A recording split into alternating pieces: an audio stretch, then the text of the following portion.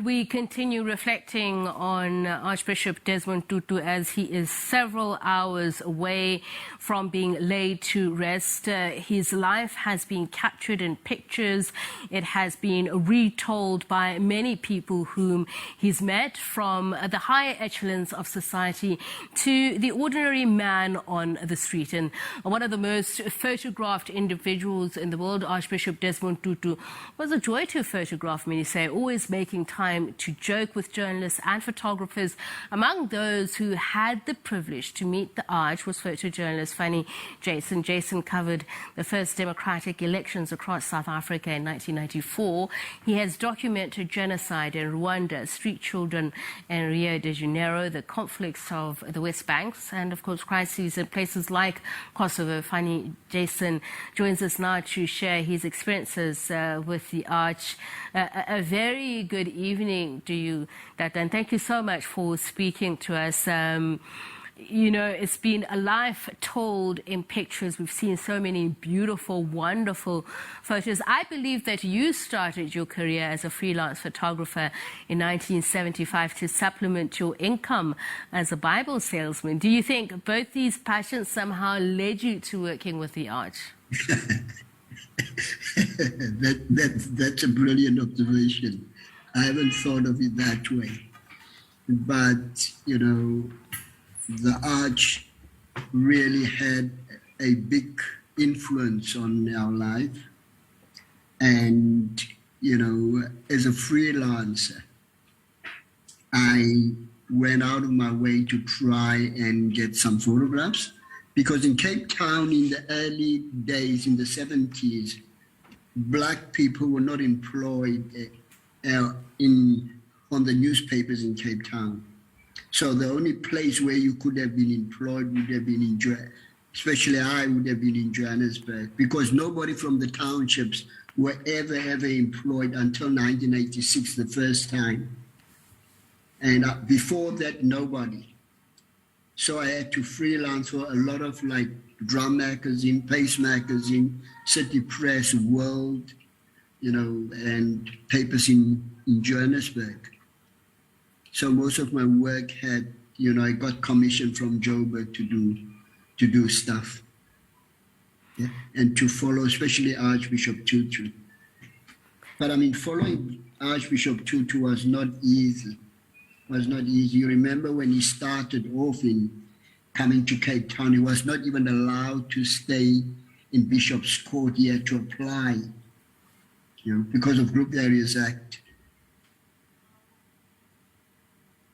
And we're going to put up some of your pictures. You've taken wonderful pictures which have been flighted across the world of various publications. We've borrowed some from your Facebook page, so we're going to put those up as well while we speak to you, obviously to reflect your work. But you say it wasn't easy to follow the Arch. You talk about the Group Areas Act. Your own family had to be moved to Gugulethu. Was some of that what inspired you? I mean, you talk about how seeing a friend use a camera inspired you to get into that line of work.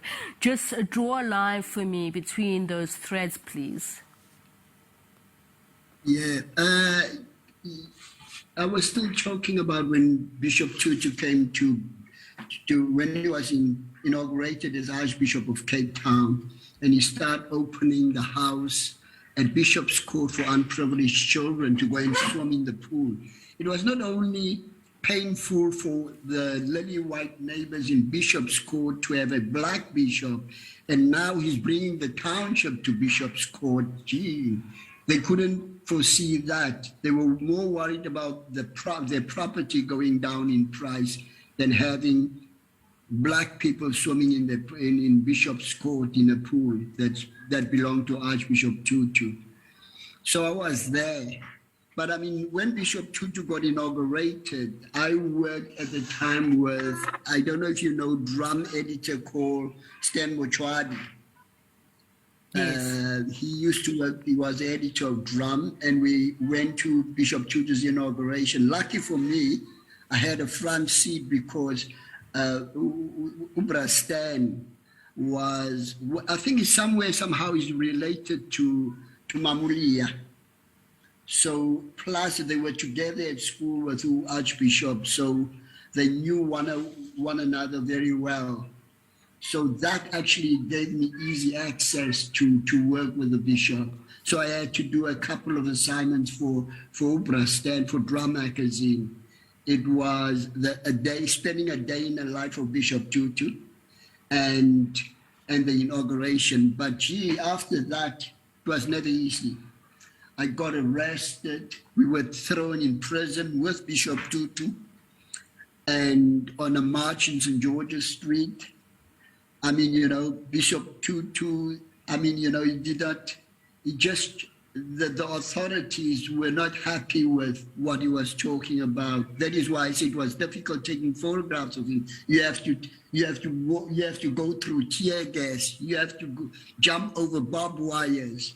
So, you know, wherever Bishop Tutu was, we were, you know, and Bishop Tutu was in the front line of our struggle. He didn't sit back, you know. The church played such a big role with Bishop Tutu, Alan Busak, Reverend Chikane, and many other priests. They played such an important role in our struggle. So, you know, and whatever we did, he always insisted that, please, whatever you do, no violence. But that didn't stop the authorities from hunting, or running negative campaigns against Bishop Tutu at the time. Yeah. And I'm just listening to you talk about the difficulty, and I can only just try and imagine. But as you grew as a photographer, the techniques that perhaps you started using, share with us that journey, your craft, how you were able to hone it while working with the Archbishop and just borrowing also from his ethos, how that helped you with your work, your body of work. Yeah, you know, but one thing about, you must know that being a photographer, even, you know, being a black photographer, which we are part of the oppression, although we are photographers, we are telling a story, but the story we are telling, it's our story. And as much as Bishop Tutu would end up in tears, as a photographer, you yourself end up in tears with what you witness. I mean, you know, when you saw Bishop Tutu started crying at the Truth Commission, I mean, what we as photographers witness, you know, you end up in tears. I remember when I was I'm going off course, but when I was in Rwanda and witnessed a boy looking for his parents among dead bodies, you know, I just couldn't stop weeping, sobbing. It was painful, so I could understand Bishop Tutu's pain. And that what we deal with, it was a painful journey, and especially being black and looking at what's happening to your own people. So you learn to be compassionate. That is why it's not that, even when I was taking photographs in Bob and I was held at gunpoint by members of the AWB, it was my compatriots that helped me. It was not a question of being black or white, but my compatriots, I mean, the Western groups, they went out of the way to try and assist me, you know, to wrestle me away from the AWB members because they had a gun to my head and threatened to shoot me. So that is why I said it was not apartheid was never an easy journey.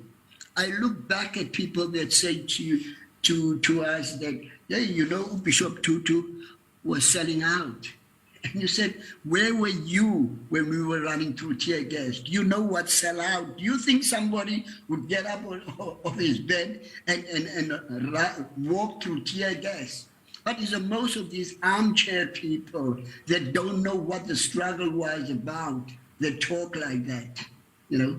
But I mean, you know, and what's so painful is to see when Bishop Tutu get buried in a coffin like what he's been buried, he's lying in, and you take photographs in the township and you find some guy hasn't eaten for weeks. He didn't have money. He didn't know where his money would come from. To just had food in his stomach. But the minute he died, he lies in a 30,000 rand coffin.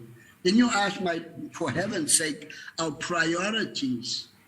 What's wrong with us? You know?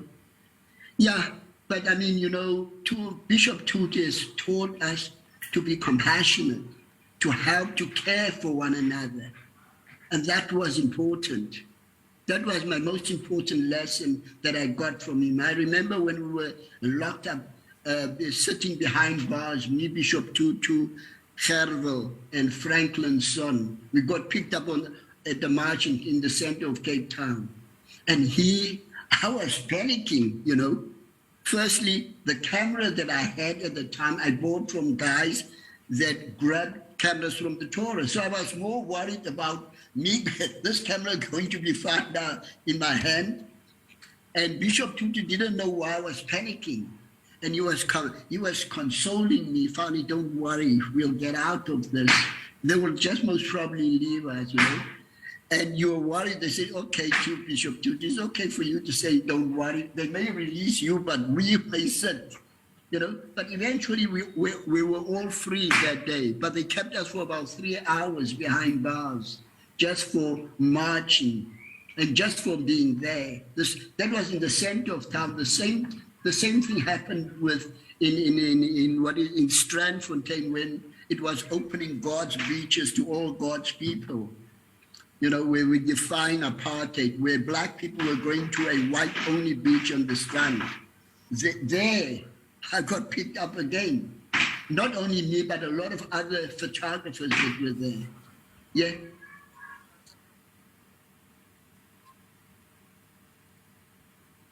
Are you there?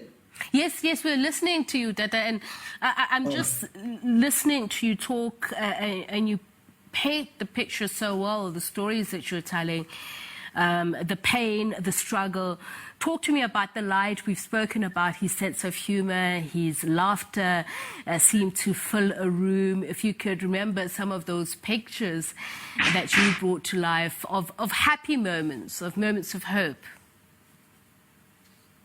Yeah, I mean, okay, Bishop Tutu had a great sense of humor. He made us laugh. He made the burden a bit easy. We could laugh about issues, you know. I mean, I remember when I decided, look, when P.W. Botha's wife passed on, so I decided, look, let me go to that funeral. I took a taxi and I went there, and there was Bishop Tutu and P.W. Botha at Botha's funeral. You know, and, you know, I mean, even when we go to these big rallies, you know, and, you know, you take photographs, you watch what's happening, but for you as a photographer, especially as a black photographer, you think that it's very important for us to document our own people.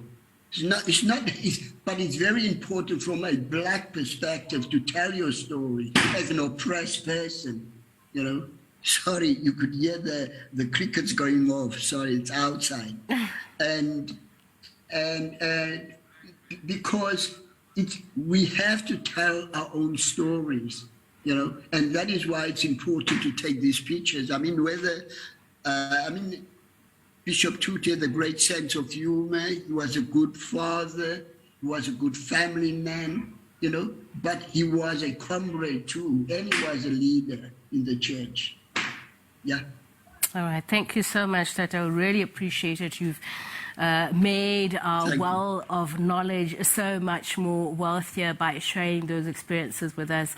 Much, much appreciated. Fanie Jason is a world-renowned photographer. He's covered the first democratic elections across South Africa in 1994, documenting genocide in Rwanda, street children in Rio de Janeiro, and the conflicts in the West Banks and Kosovo, as he said, traveling with the Arch on many many of those missions, also sharing with us the difficulty of doing the work that they had to do, including what the Arch himself faced in his crusade for a non-racial society, for equality, and also just bringing to the fore, really, the importance of reflecting the subject. As he says, as a black photographer, it wasn't always easy.